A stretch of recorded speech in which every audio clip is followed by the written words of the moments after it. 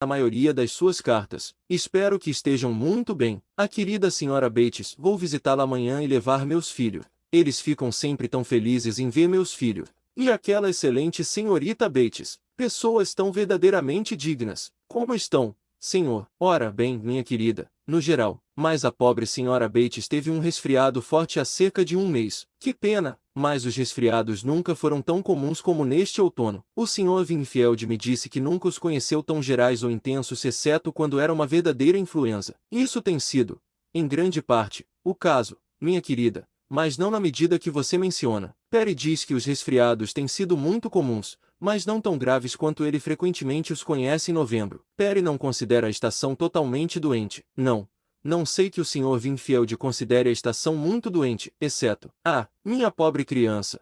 A verdade é que em Londres a estação é sempre doente. Ninguém é saudável em Londres. Ninguém pode ser. É uma coisa terrível ter você forçada a viver lá, tão longe, e com um ar tão ruim. De fato, não de modo algum estamos em um ar ruim. Nossa parte de Londres é muito superior à maioria das outras. Você não deve nos confundir com Londres em geral. Meu caro senhor, a vizinhança da Brunswick Square é muito diferente de quase todas as outras. Somos tão arejados. Eu relutaria, confesso, em viver em qualquer outra parte da cidade e há poucas outras onde eu poderia me sentir satisfeito em ter meus filhos, mas somos tão notavelmente arejados. O Sr. Wingfield acha que a proximidade da Brunswick Square é decididamente a mais favorável em termos de ar.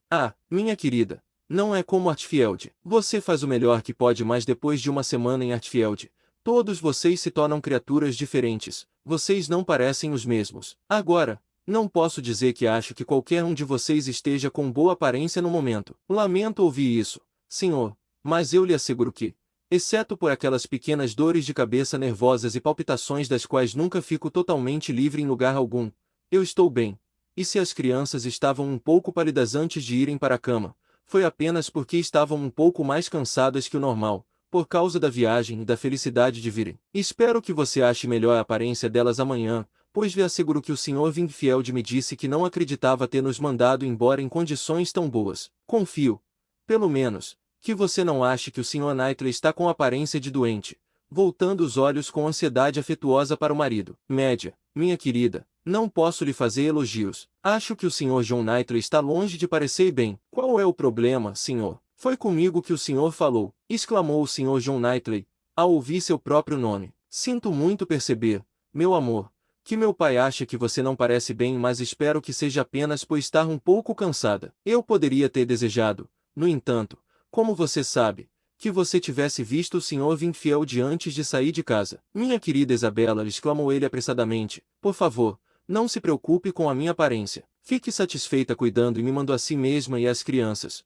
e deixe-me parecer como eu quiser. Não compreendi bem o que você estava dizendo ao seu irmão, gritou Emma, sobre seu amigo Sr. Graham ter intenção de contratar um administrador da Escócia para cuidar de sua nova propriedade. Qual será o resultado? Será que o velho preconceito não será forte demais? E ela falou dessa maneira por tanto tempo e com tanto sucesso que, quando foi forçada a voltar sua atenção vivamente para seu pai e irmã, não teve nada pior para ouvir do que a gentil pergunta de Isabela sobre Jane Fairfax. E Jane Fairfax, embora geralmente não fosse muito querida por ela, naquele momento ela ficou muito feliz em ajudar a elogiá-la. Aquela doce e amável Jane Fairfax, disse a senhora John Knightley, faz tanto tempo que não a vejo, a não ser, de vez em quando, por um momento, por acaso, na cidade. Que felicidade deve ser para sua boa e velha avó e para sua excelente tia, quando ela vai visitá-las. Sempre me lamento excessivamente por causa da querida Emma por ela não poder estar mais em Dubury, mas agora que a filha delas se casou, suponho que o coronel e a senhora Campbell não a deixarão partir de jeito nenhum. Ela seria uma companhia tão encantadora para Emma. O Sr. Voldelse concordou com tudo, mas acrescentou, nossa pequena amiga Harriet Smith, no entanto, é exatamente outro tipo de jovem graciosa. Você vai gostar de Harriet. Emma não poderia ter uma companhia melhor do que Harriet. Fico muito feliz em ouvir isso, mas só Jane Fairfax é conhecida por ser tão realizada e superior, e exatamente da idade da Emma. Este tema foi discutido com grande prazer, e outros momentos semelhantes tiveram sucesso e passaram da mesma maneira harmoniosa, mas a noite não terminou sem um pequeno retorno de agitação. Um mingau chegou e deu muito o que falar, muitos elogios e muitos comentários, indiscutível decisão sobre sua bondade para qualquer constituição, e péias muito severas sobre as muitas casas onde ele nunca era encontrado de forma aceitável, mas, infelizmente, entre os fracassos que a filha teve que mencionar, o mais recente, e portanto o mais destacado, ocorreu com sua própria cozinheira em Southend, uma jovem contratada temporariamente, que nunca conseguiu entender o que ela queria dizer. Com uma tigela de mingau bem liso, fino, mas não fino demais, por mais que desejasse e ordenasse, ela nunca conseguirá obter algo tolerável. Aqui havia uma abertura perigosa. Ah, disse o Sr. Voldiouse, balançando a cabeça e fixando os olhos nela com preocupação ternamente, a exclamação em seu ouvido expressava: ah, não há fim para as tristes consequências de você ter ido a Southend. Não é para ser comentado. E por um pequeno momento ela esperou que ele não falasse sobre isso, e que uma reflexão silenciosa pudesse bastar para restaurar-lhe o prazer de seu próprio mingau liso. Depois de alguns minutos, porém, ele começou: sentirei sempre muito que você tenha ido ao mar neste outono, ao invés de vir aqui. Mas por que razão o senhor deveria se sentir triste? Senhor, asseguro que fez muito bem às crianças. E, além disso, se você realmente precisa ir ao mar, é melhor que não seja para Southend. Southend é um lugar insalubre. Perry ficou surpreso ao saber que você escolheu Southend. Eu sei que muitas pessoas têm essa ideia,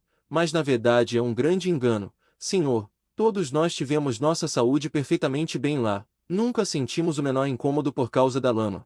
E o Sr. Winfield diz que é totalmente errado supor que o lugar seja insalubre, e tenho certeza de que ele pode ser confiável, pois entende completamente a natureza do ar, e seu próprio irmão e família estiveram lá várias vezes. Você deveria ter ido para Cromer, meu querido, se é que foi a algum lugar. Perry passou uma semana em Cromer uma vez, e considera ser o melhor de todos os lugares para banho de mar. Um mar aberto maravilhoso, ele diz, e ar muito puro. E, pelo que eu entendi, você poderia ter tido acomodações lá bem afastadas do mar, um quarto de milha de distância muito confortável. Você deveria ter consultado Perry. Mas, meu caro senhor, a diferença da viagem, só pense em como teria sido grande. 100 milhas, talvez, em vez de 40. Ah, meu querido, como Perry diz, quando a saúde está em jogo, nada mais deve ser considerado.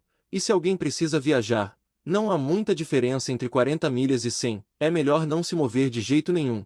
É melhor ficar em Londres completamente do que viajar 40 milhas para entrar em um ar pior. Isso é exatamente o que Perry disse. Parece-lhe uma medida muito mal pensada. As tentativas de Emma de impedir seu pai foram em vão, e quando ele chegará a tal ponto, ela não podia se surpreender com a explosão de seu cunhado. Sr. Perry, disse ele, com um tom de forte desagrado, faria bem em guardar sua opinião até que seja solicitada. Porque ele se mete em algo que não é da sua conta, ao se espantar com o que eu faço. Eu levar minha família para uma parte da costa ou outra. Espero que me seja permitido usar meu julgamento, assim como é permitido ao Sr. Perry. Não quero suas orientações mais do que quero seus remédios. Ele fez uma pausa, e acalmando-se de repente, acrescentou, com apenas um sarcasmo seco: se o Sr. Perry puder me dizer como transportar uma esposa e 5 filhos por uma distância de 130 milhas sem gastar mais ou ter mais inconvenientes do que numa distância de 40. Eu ficaria tão disposto a preferir Cromer a Southend quanto ele próprio poderia estar. Verdade, verdade, exclamou o Sr. Knightley, com pronta intervenção, muito verdade. Isso é realmente algo a se considerar. Mas John, quanto ao que eu te dizia sobre minha ideia de mover o caminho para Langham, de virá-lo um pouco mais para a direita para que ele não corte os prados da casa, não consigo conceber qualquer dificuldade. Eu não tentaria se isso trouxesse algum inconveniente para o povo de Gbury, mas se você lembrar exatamente da linha atual do caminho, a única maneira de comprovar, no entanto, será consultar nossos mapas. Espero te ver amanhã de manhã na abadia, e então iremos analisá-los, e você me dará sua opinião. O Sr. Voldiouse ficou bastante agitado com tais reflexões duras sobre seu amigo Perry, a quem ele, de fato, embora inconscientemente, vinha atribuindo muitos de seus próprios sentimentos e expressões, mas as atenções calmantes de suas filhas gradualmente eliminaram o mal presente, e a prontidão imediata de um irmão, juntamente com as melhores lembranças do outro,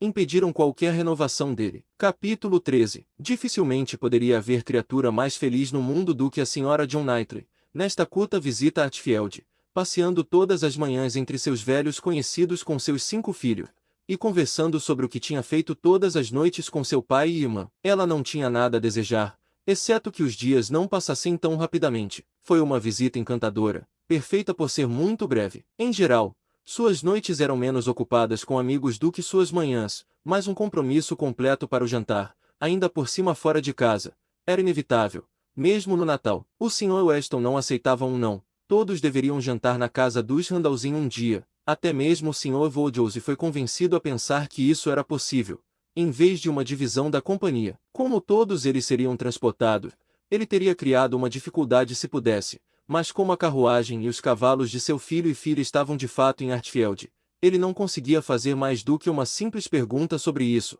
Mal se tratava de uma dúvida, nem demorou muito para Emma convencê-lo de que em uma das carruagens poderia haver espaço para Harriet também. Harriet, Mr. Elton e Mr. Knightley, seu grupo especial, eram as únicas pessoas convidadas para encontrá-los. Os horários seriam cedo.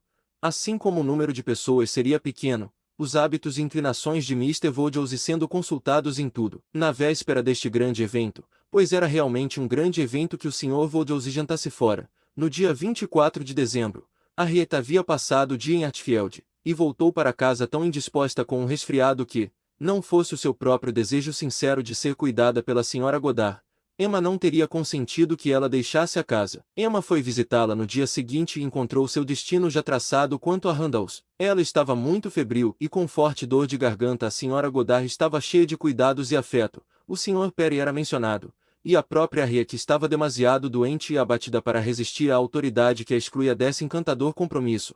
Embora não pudesse falar de sua perda sem derramar muitas lágrimas, Emma ficou com ela o tempo que pôde, para atendê-la nas ausências inevitáveis da Sra. Goddard, e aninha-la representando o quanto o Sr. Elton ficaria abatido ao saber de seu estado, e a deixou, por fim, razoavelmente confortável, na doce dependência de ele ter uma visita extremamente desconfortável, e de todos sentirem muito a sua falta. Ela não avançara muitos metros da porta da Sra. Goddard, quando se deparou com o próprio Sr. Elton, evidentemente vindo em sua direção, e enquanto caminhavam lentamente juntos conversando sobre a inválida de quem ele, ao ouvir o boato de uma doença considerável, estava prestes a se informar, para poder levar algum relato sobre ela para Hartfield, foram alcançados pelo Sr. John Knightley, que voltava da visita diária a Donwell, com seus 2 filhos mais velhos, cujos rostos saudáveis e corados mostravam todos os benefícios de um passeio pelo campo, e pareciam garantir a rápida preparação do cordeiro assado e do pudim de arroz pelo qual se apressavam para casa. Eles se juntaram e seguiram junto.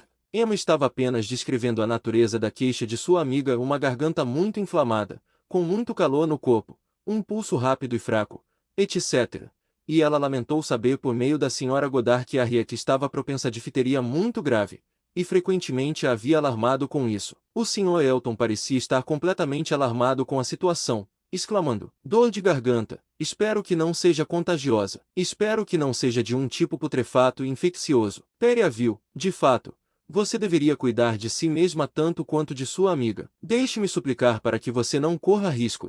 Porque Perry não a vê. Emma, que na verdade não estava nada assustada, acalmou esse excesso de apreensão com garantias acerca da experiência e do cuidado da Sra. Goddard, mas como ainda devia permanecer um certo grau de inquietação que ela não desejava solucionar com raciocínio, que preferia alimentar e ajudar a crescer, acrescentou pouco depois como se fosse outro assunto completamente: "Está tão frio, tão muito frio, e parece se sente tanto como neve, que se fosse em qualquer outro lugar ou com qualquer outra companhia, eu realmente tentaria não sair hoje e dissuadir meu pai de se arriscar. Mas como ele já tomou sua decisão e não parece sentir o frio, eu não gosto de interferir, pois sei que seria uma grande decepção para o senhor e a Sra. Weston. Mas, juro, Sr. Elton, no seu caso, eu certamente me desculparia. Você já me parece um pouco rouco, e quando considerar a exigência de voz e o cansaço que amanhã trará, acho que nada mais seria do que prudência comum ficar em casa e cuidar de si esta noite." O Sr. Elton parecia não saber muito bem que resposta dar, o que era exatamente o caso, pois, embora muito satisfeito com o cuidado gentil de uma dama tão bonita, e não gostando de resistir a nenhum conselho dela, ele realmente não tinha a menor vontade de desistir da visita, mas Emma, cedo e atarefada em suas próprias concepções e ideias anteriores, incapaz de ouvi-lo imparcialmente ou de vê-lo com clareza, ficou muito satisfeita com seu reconhecimento murmurante de que estava muito frio, certamente muito frio, e continuou caminhando, alegrando-se por tê-lo retirado de Randall e garantido a ele o poder de enviar alguém para perguntar por Harriet a cada hora da noite. "Você fez muito bem," disse ela. "Apresentaremos suas desculpas ao senhor e à Sra. Weston." Mas mal tinha ela falado, quando descobriu que seu irmão estava cortesmente oferecendo um assento em sua carruagem, se o clima fosse a única objeção do Sr. Elton, e o Sr. Elton realmente aceitando a oferta com grande satisfação imediata. Estava resolvido, o Sr. Elton iria. E nunca seu rosto largo e bonito expressará mais prazer do que naquele momento, nunca seu sorriso estivera mais intenso, nem seus olhos mais exultantes do que quando ele a olhou em seguida. Bem, disse ela para si mesma. Isso é muito estranho, depois que eu o tirei tão bem de um apuro. Escolher ir a um convívio e deixar Harriet doente para trás. Realmente muito estranho, mas acredito que em muitos homens, especialmente os solteiros, existe tal inclinação, uma tal paixão por jantar fora. Um jantar é tão elevado na escala de seus prazeres, de suas ocupações, de suas dignidades, quase de seus deveres, que qualquer coisa cede diante disso, e isso deve ser o caso do Sr. Elton. Sem dúvida, um jovem absolutamente valioso, amável e agradável, e muito apaixonado por Harriet, mas ainda assim, ele não pode recusar um convite. Deve jantar fora onde quer que seja convidado. Que coisa estranha é o amor. Ele consegue ver a prontidão de Harriet, mas não irá jantar a sós por ela. Logo depois, o Sr. Elton os deixou, e ela não pôde deixar de lhe fazer justiça, sentindo que havia muito sentimento em sua maneira de mencionar Harriet na despedida, no tom de sua voz ao assegurá-la de que passaria na casa da Sra. Goddard para saber notícias de sua bela amiga. A última coisa antes de se preparar para a felicidade de encontrá-la novamente, quando esperava poder dar um relato melhor, e ele suspirou e sorriu ao se despedir de um modo que deixou o saldo de aprovação muito a seu favor. Depois de alguns minutos de completo silêncio entre eles, John Knightley começou com: Nunca na minha vida vi um homem tão empenhado em agradar quanto o Sr. Elton. Para ele é um verdadeiro esforço quando se trata de damas. Com os homens ele pode ser racional e natural, mas quando tem damas para impressionar, cada traço de seu rosto trabalha. Os modos do Sr. Elton não são perfeitos, respondeu Emma. Mas quando há desejo de agradar, deve-se relevar, e releva-se muita coisa. Onde um homem faz o seu melhor com capacidades medianas, terá vantagem sobre uma superioridade negligente. Há uma perfeição de bom humor e boa vontade no Sr. Elton que não se pode deixar de valorizar. Sim, disse o Sr. John Knightley logo em seguida, com certa malícia. Ele parece ter muita boa vontade para com você. Respondeu ela com um sorriso de espanto. Você está imaginando que eu seja objeto de interesse do Sr. Elton? Tal imaginação me passou pela mente, confesso, Emma, e se isso nunca lhe ocorreu antes, é melhor começar a considerar agora. O Sr. Elton apaixonado por mim, que ideia! Não digo que seja verdade, mas você faria bem em considerar se é ou não, e ajustar seu comportamento de acordo. Acho seus modos com ele encorajadores. Falo como amiga, Emma. É melhor você abrir os olhos e descobrir o que está fazendo e o que pretende fazer. Agradeço, mas asseguro que você está muito enganado. O Sr. Elton e eu somos muito bons amigos, e nada mais. E ela continuou caminhando, divertindo-se ao considerar as gafes que frequentemente surgem de um conhecimento parcial das circunstâncias, dos erros em que pessoas de grandes pretensões ao bom senso estão sempre caindo, e não muito satisfeita com seu irmão por imaginá-la cega e ignorante, e carente de conselho. Ele não disse mais nada. O Sr. Woodhouse havia resolvido de forma tão definitiva a visita que, apesar do frio crescente, parecia não ter a menor ideia de recuar, e finalmente partiu pontualmente em sua própria carruagem com sua filha mais velha, com menos consciência aparente do clima do que qualquer um dos outros, demasiado cheio da maravilha de sua própria saída e do prazer que seria para Randalls ver que estava frio, e bem agasalhado demais para sentir. O frio, no entanto, era intenso. E quando a segunda carruagem entrou em movimento, alguns flocos de neve já desciam, e o céu parecia tão carregado que só faltava um ar mais ameno para produzir um mundo muito branco em pouquíssimo tempo. Emma logo percebeu que seu acompanhante não estava de bom humor. Os preparativos e a ida para fora com aquele tempo, com o sacrifício de seus filhos após o jantar, eram males, pelo menos desagradáveis, que o Sr. John Knightley de modo algum gostava. Ele não antevia nada na visita que pudesse valer a pena, e toda a viagem até a vicária foi passada por ele expressando seu descontentamento. Um homem, disse ele, deve ter uma opinião muito alta de si mesmo quando pede às pessoas que saiam do aconchego de sua própria lareira e enfrente um dia como este, só para ir vê-lo. Ele deve se achar uma companhia extremamente agradável. Eu não poderia fazer tal coisa. É o maior absurdo. Está nevando neste exato momento. A loucura de não permitir que as pessoas fiquem confortáveis em casa, e a loucura das pessoas de não permanecerem confortavelmente em casa quando podem. Se fôssemos obrigados a sair em uma noite como esta, por qualquer dever ou compromisso, quão penoso acharíamos isso, e aqui estamos nós, provavelmente com roupas um pouco mais leves do que o habitual, partindo voluntariamente, sem desculpa, desafiando a voz da natureza, que diz ao homem, em tudo que é dado para sua visão ou seus sentimentos, para ficar em casa e manter sob abrigo tudo o que puder. Aqui estamos nós partindo para passar 5 horas entediantes na casa de outra pessoa, sem nada dizer ou ouvir que não tenha sido dito e ouvido ontem, e que talvez não seja dito e ouvido novamente amanhã, indo em tempo sombrio, para provavelmente voltar em pior. 4 cavalos e 4 servos tirados à toa apenas para transportar 5 criaturas preguiçosas e tremendo para quartos mais frios e companhia pior do que poderiam ter tido em casa. Emma não se sentiu capaz de dar o assentimento satisfeito, que sem dúvida ele estava acostumado a receber, para imitar-o, muito bem, meu amor, que provavelmente era habitual entre ele e seu acompanhante de viagem. Mas ela teve coragem suficiente para se abster de qualquer resposta. Não podia ser complacente. Teme a ser brigona, seu heroísmo alcançava apenas o silêncio. Ela o deixou falar, arrumou os copos e se enrolou, sem abrir os lábios. Eles chegaram.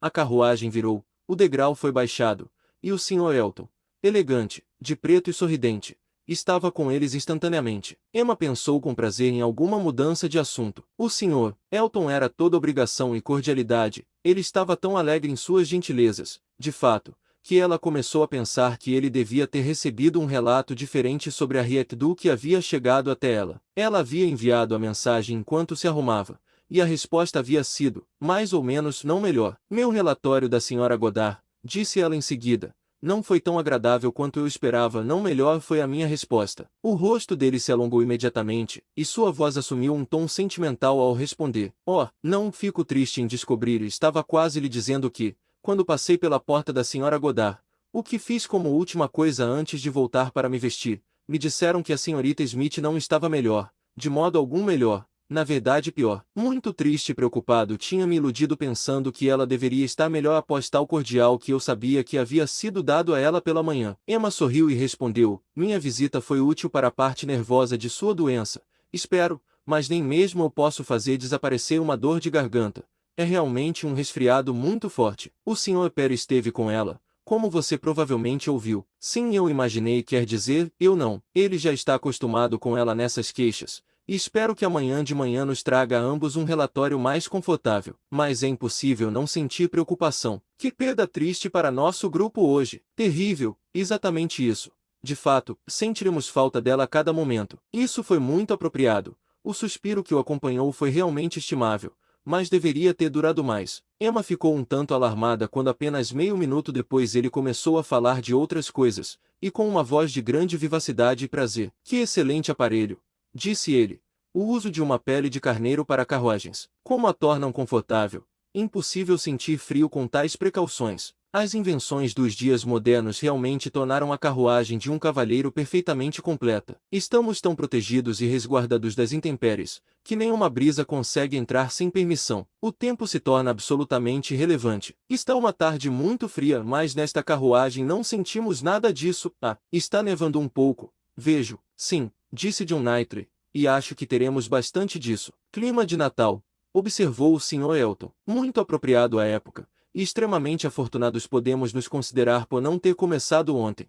O que teria impedido a festa de hoje? O que poderia muito bem ter acontecido, pois o Sr. Vogelsey dificilmente teria se aventurado se houvesse muita neve no chão, mas agora não faz diferença. Esta é realmente a estação perfeita para encontros amigáveis. No Natal, todo mundo convida seus amigos, e as pessoas dão pouca importância até mesmo ao pior tempo. Fiquei isolado por neve na casa de um amigo por uma semana certa vez. Nada poderia ter sido mais agradável. Eu tinha ido apenas para uma noite, e não consegui ir embora até exatamente aquela semana seguinte. O Sr. John Knightley parecia não compreender o prazer disso, mas disse apenas, com frieza, não posso desejar ficar enterrado na neve por uma semana na casa dos Randalls. Em outra ocasião, Emma poderia ter se divertido, mas agora estava demasiado surpresa com o ânimo do Sr. Elton para sentir qualquer outra coisa. Harriet parecia completamente esquecida na expectativa de uma festa agradável. Temos certeza de que haverá fogueiras excelentes, continuou ele, e tudo no maior conforto. Pessoas encantadoras.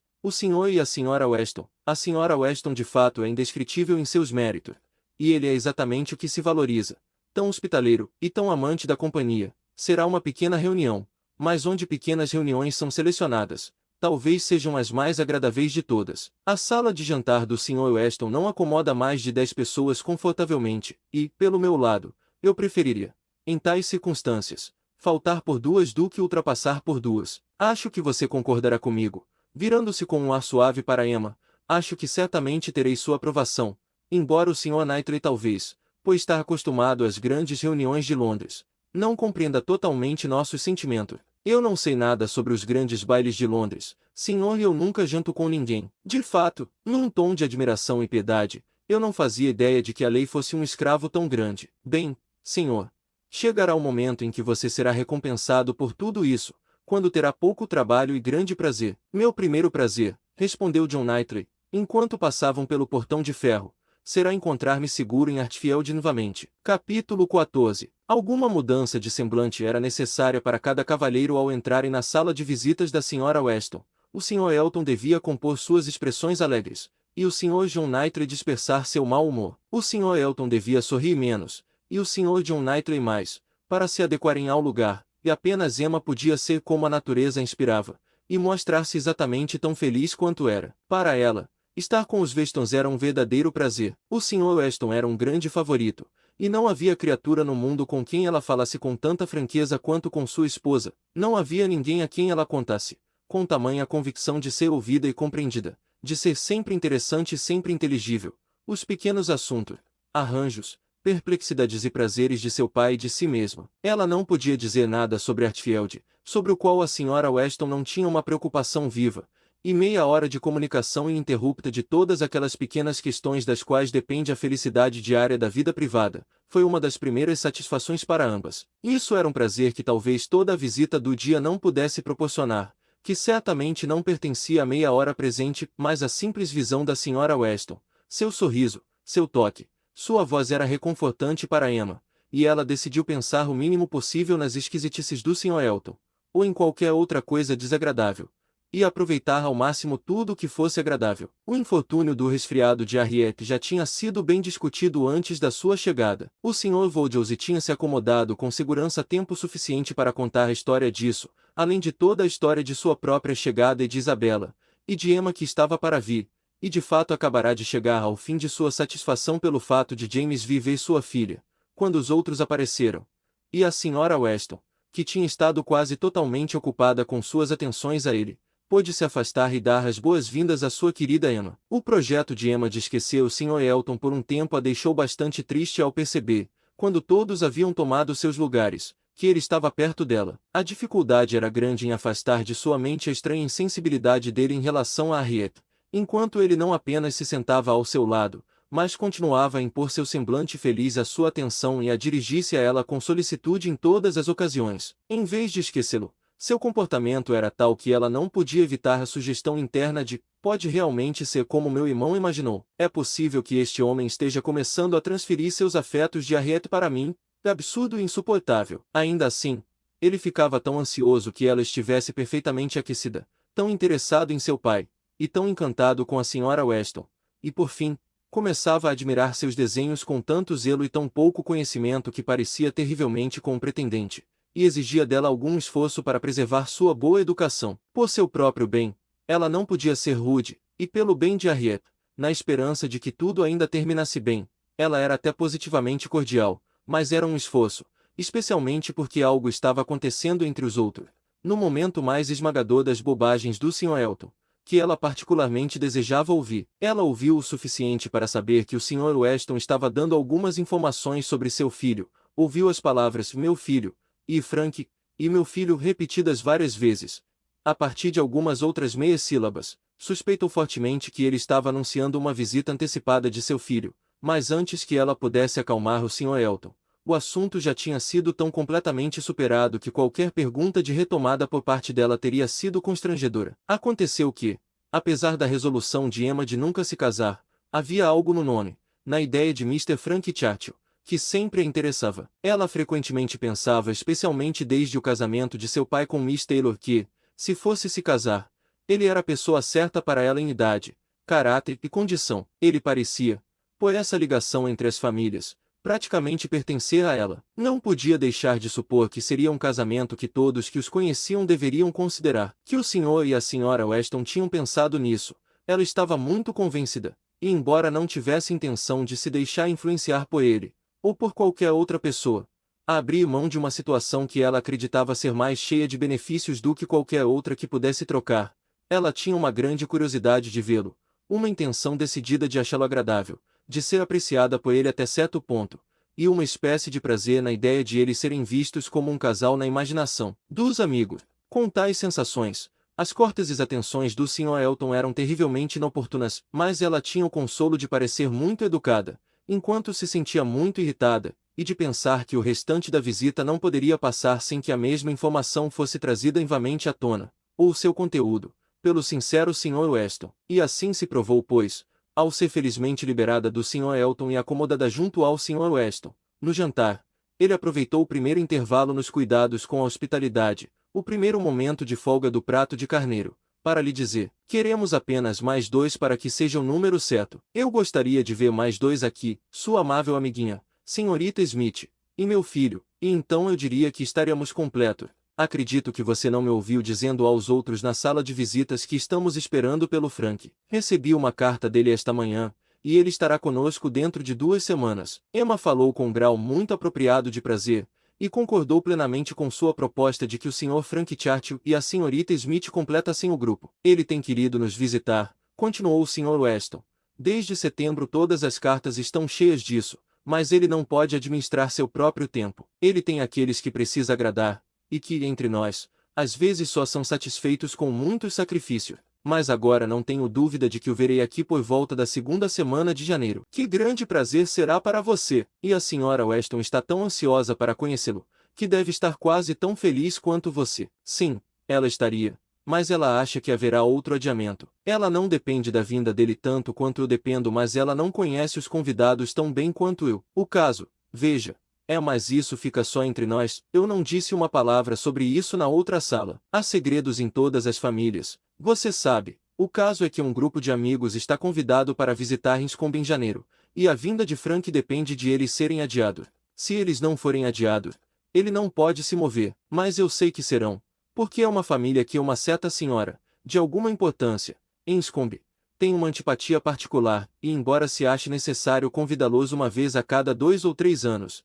eles sempre são adiados quando chega o momento. Não tenho a menor dúvida sobre a questão. Estou tão confiante em ver Frank aqui antes da metade de janeiro quanto estou em estar aqui eu mesmo, mais sua boa amiga ali, acenando em direção à extremidade superior da mesa, tem tão poucos caprichos, e teve tão pouco contato com eles em Hartfield, que não pode calcular seus efeitos, como eu estou há muito tempo habituado a fazer. Lamento que haja qualquer coisa como dúvida no caso, respondeu Emma, mas estou inclinada a concordar com você, Sr. Weston. Se você acha que ele virá, eu também acharei, pois você conhece Enscombe. Sim, eu tenho algum direito a esse conhecimento, embora eu nunca tenha estado nesse lugar na minha vida. Ela é uma mulher estranha, mas eu nunca me permito falar mal dela, por causa do Frank, pois eu realmente acredito que ela gosta muito dele. Eu costumava pensar que ela não era capaz de gostar de ninguém, exceto dela mesma, mas ela sempre foi gentil com ele, do jeito dela, levando em conta pequenos caprichos e excentricidades, e esperando que tudo seja do jeito que ela gosta. E,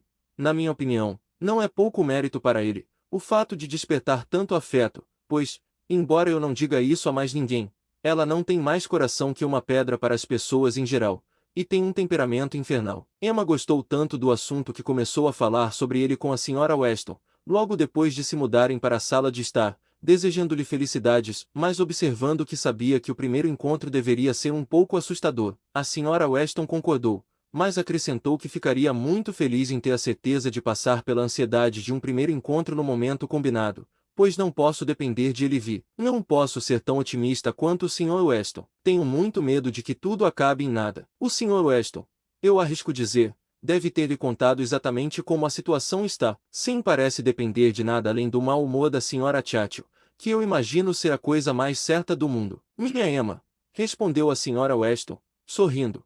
Qual é a certeza do capricho? Então, voltando-se para Isabela, que não estava prestando atenção antes, você deve saber, minha querida Sra. Knightley, que de maneira alguma estamos tão certas de ver o Sr. Frank Churchill. Na minha opinião, quanto o pai dele pensa, depende inteiramente do humor e do prazer de sua tia, em resumo, do temperamento dela. Com você e com minhas 2 filhas, posso me arriscar a dizer a verdade. A Sra. Churchill governa em Enscombe, e é uma mulher de temperamento muito estranho, e a vinda dele agora depende de ela estar disposta a poupá-lo. Oh, Sra. Churchill, todo mundo conhece a Sra. Churchill, respondeu Isabela, e tenho certeza de que nunca penso naquele pobre jovem sem a maior compaixão. Viver constantemente com uma pessoa de mau temperamento deve ser terrível. Felizmente, nunca tivemos nada parecido com isso, mas deve ser uma vida de miséria. Que bênção que ela nunca teve filhos. Pobres criaturinhas. Quão infelizes ela teria feito. Emma desejava estar sozinha com a Sra. Weston. Assim, teria ouvido mais se a Sra. Weston falaria com ela, com um grau de espontaneidade que não se arriscaria a ter com Isabela. E ela realmente acreditava. Dificilmente tentaria esconder qualquer coisa relativa aos chuchus dela, exceto aquelas opiniões sobre o jovem, das quais sua própria imaginação já lhe havia dado tal conhecimento instintivo. Mas, no momento, não havia mais nada a dizer. O Sr. Vouldrose logo as seguiu para a sala de estar. Ficar sentando-se por muito tempo após o jantar era uma restrição que ele não podia suportar. Nem o vinho nem a conversa significavam qualquer coisa para ele, e felizmente, se aproximou daqueles com quem sempre se sentia confortável. Enquanto conversava com Isabela, no entanto, Emma encontrou uma oportunidade de dizer: "E então você não considera esta visita de seu filho de forma alguma certa? Lamento por isso. A introdução deve ser desagradável, seja quando for, e quanto mais rápido puder ser concluída, melhor. Sim, e cada atraso deixa a gente mais apreensivo com outros atrasos. Mesmo que esta família, os Braithwaites, seja adiável, ainda temo que alguma desculpa possa ser encontrada para nos desapontar. Não suporto imaginar qualquer relutância da parte dele, mas tenho certeza de que há um grande desejo por parte dos Churchills de mantê-lo para si. Há ciúmes, eles sentem ciúmes até do carinho dele pelo pai. Em resumo, não consigo sentir confiança de que ele virá, e gostaria que o Sr. Weston fosse menos otimista. Ele deveria vir, disse Emma. Se ele pudesse ficar apenas alguns dias, ele deveria vir, e é quase inconcebível que um jovem não tenha condições de fazer algo assim. Uma jovem, se cair em mãos erradas, pode ser provocada e mantida afastada daquelas com quem quer estar, mas não se consegue compreender que um jovem esteja sob tal restrição a ponto de não poder passar uma semana com o pai. Se assim desejar, deve-se estar em Scombe e conhecer os modos da família antes de se decidir sobre o que se pode fazer, respondeu a Sra. Weston. Talvez deva-se usar a mesma cautela ao julgar a conduta de qualquer indivíduo de qualquer família, mas em Scombe, acredito, certamente não deve ser julgada por regras gerais. Ela é tão irracional, e tudo cede a ela, mas ela é tão apegada ao sobrinho, ele é um grande favorito. Agora,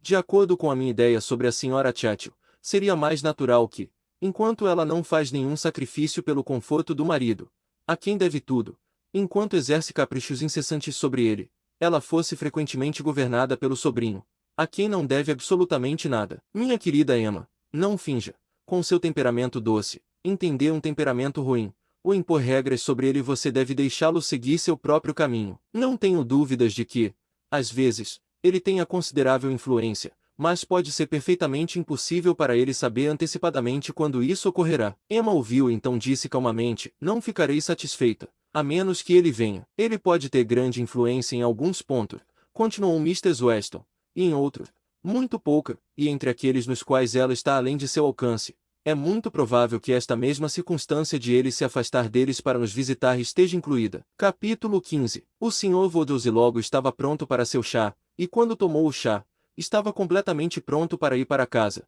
e foi o máximo que seus 3 acompanhantes puderam fazer para distraí-lo sobre a hora tardia, antes que os outros cavalheiros aparecessem. O Sr. Weston era conversador e afável, e não gostava de separações prematuras de qualquer tipo, mas, finalmente, o grupo da sala de estar recebeu um acréscimo. O Sr. Elton, de muito bom humor, foi um dos primeiros a entrar. A Sra. Weston e Emma estavam sentadas juntas em um sofá. Ele juntou-se a elas imediatamente, e quase sem precisar de convite, sentou-se entre elas. Emma, também de bom humor, divertia-se com a expectativa que tinha do Sr. Frank Chatfield, e estava disposta a esquecer suas impropriedades recentes, ficando tão satisfeita com ele quanto antes. E quando ele começou a falar sobre Harriet como seu primeiro assunto, ela estava pronta para ouvir com os sorrisos mais amistosos. Ele se declarou extremamente preocupado com sua amiga bonita, adorável e amável. Ela sabia, tinha ouvido algo sobre ela, desde que estavam em Randalls. Ele sentia muita ansiedade, tinha de confessar que a natureza de sua queixa o alarmava consideravelmente. E nesse tom ele continuou a conversar por algum tempo de forma muito adequada, sem prestar muita atenção a qualquer resposta, mas suficientemente alerta ao terror de uma forte dor de garganta, e Emma estava completamente em paz com ele. Mas, por fim, parecia haver uma reviravolta perversa, Parecia de repente como se ele tivesse mais medo de ser uma dor de garganta ruim por causa dela do que por causa de Harriet, mais ansioso para que ela escapasse da infecção do que para que não houvesse infecção na doença. Ele começou com grande seriedade a implorar que ela se abstivesse de visitar novamente o quarto do doente, por enquanto a implorar que ela lhe prometesse não se arriscar a tal perigo até que ele tivesse visto o Sr. Perry e conhecido sua opinião. E embora ela tentasse rir da situação e trazer o assunto de volta ao seu curso adequado, não havia como acabar com sua extrema solicitude por ela. Ela ficou irritada. Parecia realmente não havia como disfarçar exatamente como a fingida paixão por ela, em vez de por Harriet, uma inconstância, se real, das mais desprezíveis e abomináveis, e ela tinha dificuldade em se comportar com calma. Ele se voltou para a Sra. Weston para implorar sua ajuda. Ela não lhe daria seu apoio, ela não somaria suas persuasões às dele, para convencer a senhorita Voldiosi a não ir à Sra. Goddard até ter certeza de que a doença da senhorita Smith não fosse contagiosa. Ele não conseguiria se satisfazer sem uma promessa, ela não lhe daria sua influência para consegui-la. Tão escrupulosa com os outros. Ele continuou, e ainda assim tão descuidada consigo mesma. Ela queria que eu cuidasse do meu resfriado ficando em casa hoje, e ainda assim não quer prometer evitar o risco de contrair uma dor de garganta ou ser a dela mesma. Isso é justo, Sra. Weston. Julgue entre nós. Será que eu não tenho algum direito de me queixar? Tenho certeza do seu apoio e ajuda gentil. Emma viu a surpresa da Sra. Weston e sentiu que devia ser grande, diante de um endereço que, em palavras e modo, assume para si o direito de ter interesse prioritário por ela, e quanto a si mesma, estava demasiado irritada e ofendida para ter o poder de dizer diretamente algo pertinente. Ela só pôde lhe lançar um olhar, mas era um olhar que ela achava que o devolveria ao juízo, e então se afastou do sofá, mudando-se para um assento ao lado de sua irmã, e lhe dando toda a sua atenção. Ela não teve tempo de saber como o Sr. Elton recebeu a repreensão, pois outro assunto surgiu rapidamente, pois o Sr. John Knightley agora entrou na sala após verificar o tempo, e começou a falar com todos sobre o fato de o chão estar coberto de neve, e de ainda continuar nevando forte, com um vento forte e cortante, concluindo com estas palavras ao Sr. Voldiosi: "Isso vai ser um início animado para seus compromissos de inverno, senhor. Algo novo para seu cocheiro e cavalos, enfrentando uma tempestade de neve." O pobre Sr. Voldiosi ficou em silêncio devido à consternação, mas todos os outros tinham algo a dizer, todos estavam ou surpresos ou não surpresos, e tinham alguma pergunta a fazer ou algum consolo a oferecer. Sra. Weston e Emma tentaram, com empenho, aninhá-lo e desviar sua atenção de seu genro, que estava perseguindo seu triunfo de maneira bastante insensível. "Admiro muito a sua determinação, senhor", disse ele, "por se arriscar a sair em um tempo desses, pois é claro que o senhor viu que a neve chegaria em breve. Todo mundo devia ter visto a neve se aproximando. Admiro seu ânimo, e ouso dizer que chegaremos em casa muito bem. Mais 1 ou 2 horas de neve dificilmente tornarão a estrada intransitável, e estamos com 2 carruagens. Se uma for derrubada pela neve na parte árida do campo comum, a outra estará à mão. Ousaria dizer que todos estaremos seguros em Hartfield antes da meia-noite." O Sr. Weston, com um triunfo de outro tipo, estava confessando que sabia que estava nevando há algum tempo, mas não tinha dito uma palavra, para não deixar o Sr. Voldiosi desconfortável, e servir de desculpa para ele se apressar a ir embora. Quanto a haver alguma quantidade de neve caída ou provável de cair que pudesse dificultar o retorno deles, isso era apenas uma brincadeira. Ele temia que eles não encontrassem nenhuma dificuldade. Ele desejava que a estrada estivesse intransitável, para poder manter todos eles em Randalls, e com a maior boa vontade, estava certo de que poderia ser encontrado acomodação para todos, pedindo à sua esposa que concordasse com ele, que com um pouco de engenhosidade, todos poderiam ser alojados. O que ela mal sabia como fazer, consciente de que havia apenas 2 quartos vagos na casa. "O que fazer, minha querida Emma? O que fazer?" foi a primeira exclamação do Sr. Voldiosi, e tudo o que ele conseguiu dizer por algum tempo. Ele buscava conforto nela, e suas garantias de segurança, sua descrição da excelência dos cavalos, de James e de terem tantos amigos por perto, o revigoraram um pouco. O alarme da filha mais velha era igual ao dele. O horror de ficar retida em Randalls, enquanto seus filhos estavam em Hartfield, estava vivo em sua imaginação, imaginando que a estrada agora estava apenas transitável para pessoas aventureiras, mas em um estado que não admite a demora. Ela estava ansiosa para que fosse resolvido que seu pai e Emma permanecessem em Randalls, enquanto ela e seu marido partissem imediatamente através de todas as acumulações possíveis de neve acumulada que pudessem impedi-los. "É melhor você pedir a carruagem diretamente, meu amor", disse ela. "Aposto que conseguiremos nos virar se partirmos imediatamente, e se chegarmos a alguma situação muito ruim, posso descer e caminhar. Não tenho medo algum. Eu não me importaria de caminhar metade do caminho. Posso trocar de sapato. Você sabe, no momento em que chegar em casa, e não é o tipo de coisa que me dá frio. De fato, respondeu ele. Então, minha querida Isabela, isso é o tipo mais extraordinário de coisa no mundo, porque geralmente tudo te dá frio. Caminhar até em casa. Você está bem calçada para caminhar até em casa. Eu suponho, vai ser ruim o suficiente para os cavalos. Isabela voltou-se para a Sra. Weston em busca de sua aprovação ao plano. A Sra. Weston só pôde aprovar. Isabela então foi até Emma, mas Emma não podia abandonar completamente a esperança de que todos conseguissem sair, e ainda estavam discutindo o ponto, quando o Sr. Knightley, que havia saído da sala imediatamente após o primeiro relato de neve de seu irmão, voltou e lhes disse que havia saído para verificar, e podia garantir que não haveria o menor problema em voltarem para casa, sempre que quisessem, seja agora ou daqui a 1 hora. Ele tinha ido além do caminho a algum ponto ao longo da estrada de Gilbury e a neve não passava de meio centímetro de profundidade, em muitos lugares mal o suficiente para deixar o chão branco. Caíam apenas alguns flocos naquele momento, mas as nuvens estavam se abrindo, e tudo indicava que logo acabaria. Ele tinha visto os cocheiros, e ambos concordaram com ele que não havia nada a temer. Para Isabela, o alívio de tais notícias foi muito grande, e elas foram quase igualmente aceitas por Emma,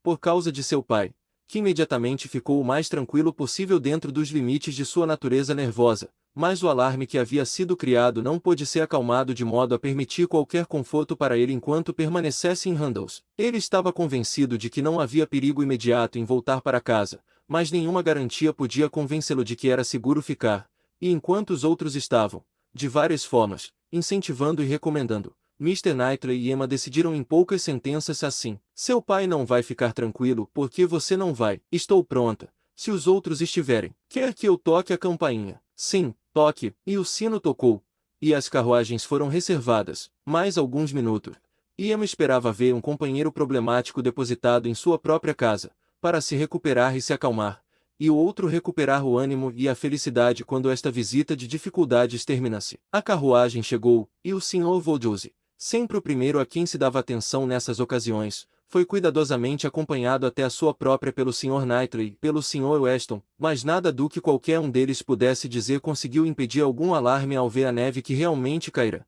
e ao descobrir que a noite estava muito mais escura do que ele esperava. Ele tinha medo de que eles tivessem uma viagem muito ruim, tinha medo de que a pobre Isabela não gostasse, e lá estaria a pobre Emma na carruagem atrás. Ele não sabia qual seria a melhor coisa a fazer. Devem se manter o mais juntos possível.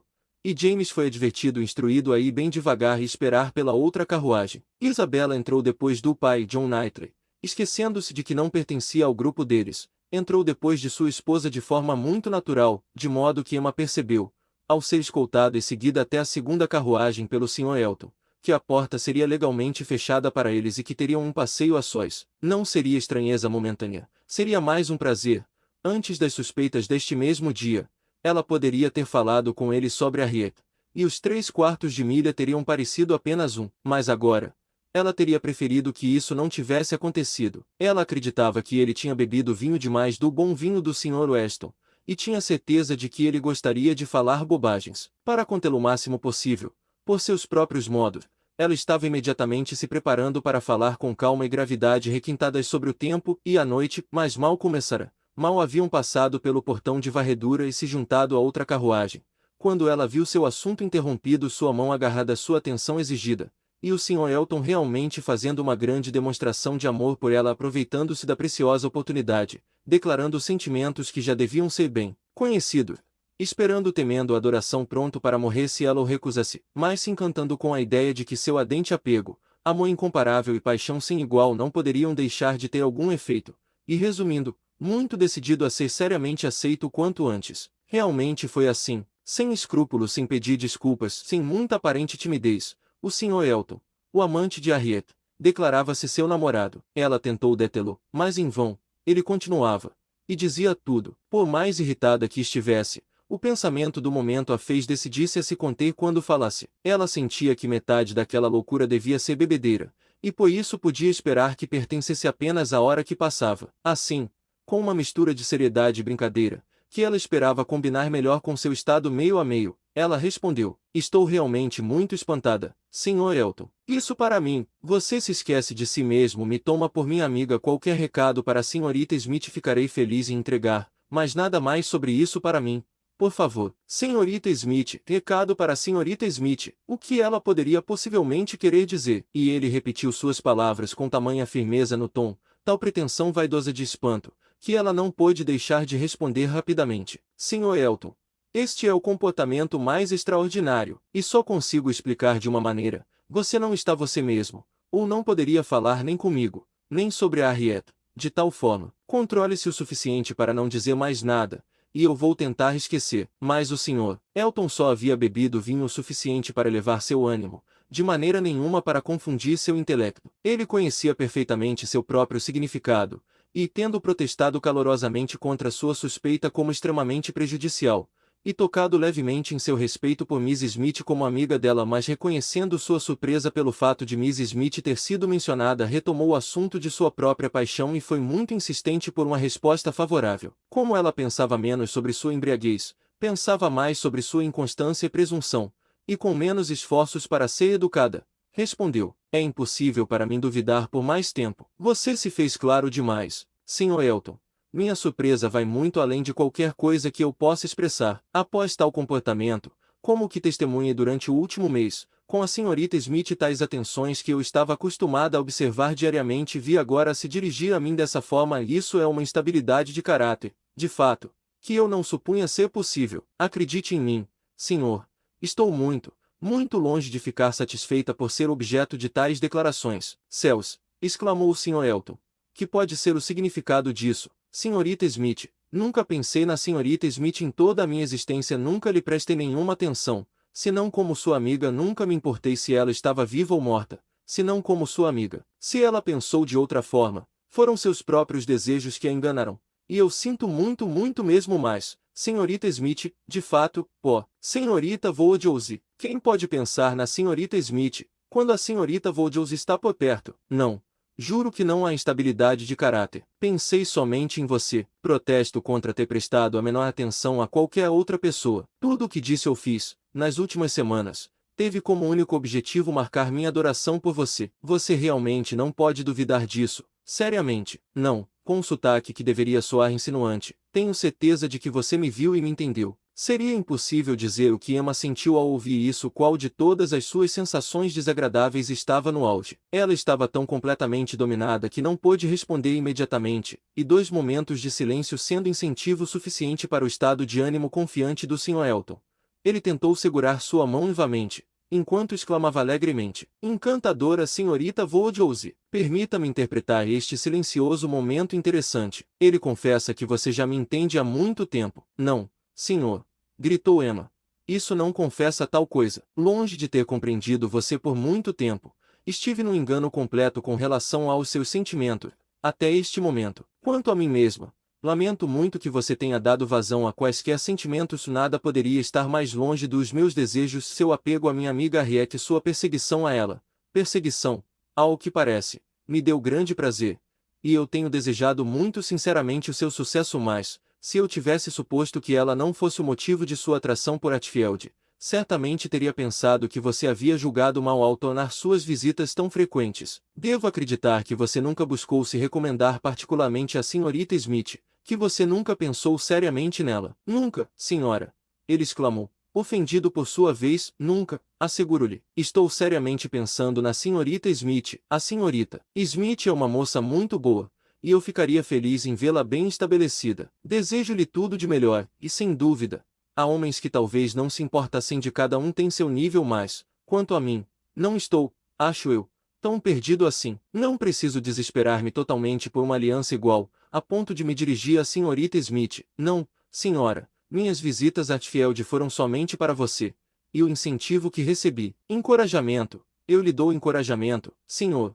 O senhor estava completamente enganado ao supor isso. Eu o vi apenas como o admirador da minha amiga. De outra forma, o senhor não poderia ter sido mais para mim do que um conhecido comum. Sinto muitíssimo, mas é bom que o engano termine aqui. Se o mesmo comportamento tivesse continuado, Talvez a senhorita Smith pudesse ter sido levada a um equívoco sobre suas intenções, provavelmente sem perceber, assim como eu, a enorme desigualdade que o senhor tão sensivelmente nota. Mas, como está, a decepção é apenas minha, espero, não será duradoura. Não tenho pensamentos de casamento no momento. Ele estava demasiado zangado para dizer mais uma palavra. O modo dela, demasiado firme para convidar à súplica, e nesse estado de ressentimento crescente e mortificação mútua profunda, tiveram que continuar juntos mais alguns minutos, pois os receios do Sr. Vogels os haviam limitado a um passo lento. Se não houvesse tanta raiva, teria havido um constrangimento desesperado, mas suas emoções diretas não deixavam espaço para os pequenos desvios da vergonha. Sem saber quando a carruagem entrou na Vicarage Lane, ou quando parou, encontrarão-se, de repente, à porta de sua casa, e ele saiu antes que qualquer outra sílaba fosse dita. Emma então sentiu ser indispensável desejar-lhe boa noite. O elogio foi simplesmente retribuído, friamente e com orgulho, e sob uma irritação de ânimo indescritível. Ela foi então levada para Hartfield. Lá ela foi recebida, com o maior prazer, por seu pai, que estivera tremendo pelos perigos de uma viagem solitária desde Vicarage Lane ao fazer uma curva que ele jamais poderia suportar sequer pensar, e por mãos estranhas um simples cocheiro comum, nenhum James, e parecia que só a sua volta era necessária para que tudo corresse bem, pois o Sr. John Knightley, envergonhado de seu mau humor, estava agora cheio de gentileza e atenção, e tão particularmente preocupado com o conforto de seu pai, que parecia se não totalmente pronto a se juntar a ele em uma tigela de mingau, perfeitamente consciente de que era extremamente saudável, e o dia estava se encerrando em paz e conforto para toda a pequena família, exceto ela mesma. Mas a mente dela nunca estivera em tal perturbação, e foi necessário um esforço muito grande para parecer atenta e alegre até que o horário habitual de separação lhe permitisse o alívio da reflexão tranquila. Capítulo 16. O cabelo estava enrolado, a criada fora dispensada, e Emma sentou-se para pensar e sentir-se miserável. Foi realmente um negócio terrível, que revés de tudo que ela vinha desejando, que desenvolvimento de tudo que era mais indesejado, que golpe para Harriet. Esse era o pior de tudo. Cada parte disso trouxe dor e humilhação, de uma forma ou de outra, mas, comparado com o mal a Harriet, tudo era leve, e ela teria se submetido de bom grado a sentir-se ainda mais enganada, mais em erro, mais envergonhada por um julgamento ruim, do que realmente estava, se os efeitos de suas falhas pudessem ter se limitado a si mesma. Se eu não tivesse persuadido Harriet a gostar do homem, eu poderia ter suportado qualquer coisa. Ele poderia ter dobrado sua presunção comigo, mas a pobre Harriet, como ela pôde ter sido tão enganada? Ele protestava que nunca havia pensado seriamente em Harriet, nunca. Ela olhou para trás o melhor que pôde, mas era toda confusão. Ela havia abraçado a ideia, suponha-se, e feito tudo se curvar a ela. Seus modos, no entanto, deviam ter sido discretos, vacilantes, duvidosos. Ou ela não poderia ter sido tão iludida. O quadro, como ele estivera ansioso com o quadro, e a charada, e centenas de outras circunstâncias, como claramente pareciam apontar para Harriet. Claro, a charada, com sua rapidez de raciocínio, mas então os olhos suaves, na verdade não combinava nem com um nem com o outro. Era uma confusão sem gosto nem verdade. Quem poderia enxergar através de tal bobagem cabeçuda? Certamente ela frequentemente, especialmente ultimamente, considerava seus modos para consigo desnecessariamente galantes, mas isso passava como seu jeito, como um mero erro de julgamento, de conhecimento, de gosto, como uma prova entre outras de que ele nem sempre havia vivido na melhor sociedade, que, com toda a gentileza de sua maneira, a verdadeira elegância às vezes faltava, mas, até o dia de hoje, ela nunca, nem por um instante, suspeitou que isso significasse algo além de respeito. Agradecido para com ela como amiga de Harriet, ela devia ao Sr. John Knightley sua primeira ideia sobre o assunto, o primeiro impulso da sua possibilidade. Não se podia negar que aqueles irmãos tinham perspicácia. Ela lembrava-se do que o Sr. Knightley lhe dissera certa vez sobre o Sr. Elton, a cautela que ele lhe recomendara, a convicção que professara de que o Sr. Elton nunca se casaria de forma indiscreta, e coroou ao perceber o quanto aquele conhecimento do caráter dele havia se mostrado mais verdadeiro do que qualquer entendimento que ela mesma tivesse alcançado. Era terrivelmente humilhante, mas o Sr. Elton estava se revelando, em muitos aspectos, justamente o oposto daquilo que ela havia imaginado e acreditado: orgulhoso, presunçoso, vaidoso, muito centrado em suas próprias pretensões e pouco preocupado com os sentimentos dos outros. Ao contrário do curso usual das coisas, o desejo de Mr. Elton de cortejá-la o havia rebaixado perante sua opinião. Suas declarações e propostas não lhe fizeram nenhum favor. Ela não dava importância ao seu apego, e se sentia insultada por suas esperanças. Ele queria casar bem, tendo a arrogância de olhar para ela. Finge estar apaixonado, mas ela estava perfeitamente tranquila quanto ao fato de ele não sofrer qualquer desilusão que merecesse preocupação. Não havia nenhum afeto real em sua linguagem ou modo. Suspiros e palavras bonitas haviam sido dados em abundância, mas ela mal podia imaginar qualquer conjunto de expressões, ou imaginar qualquer tom de voz, menos associado ao amor verdadeiro. Ela não precisava se preocupar em sentir pena dele, ele só queria se engrandecer e enriquecer, e se a senhorita Voldelsy de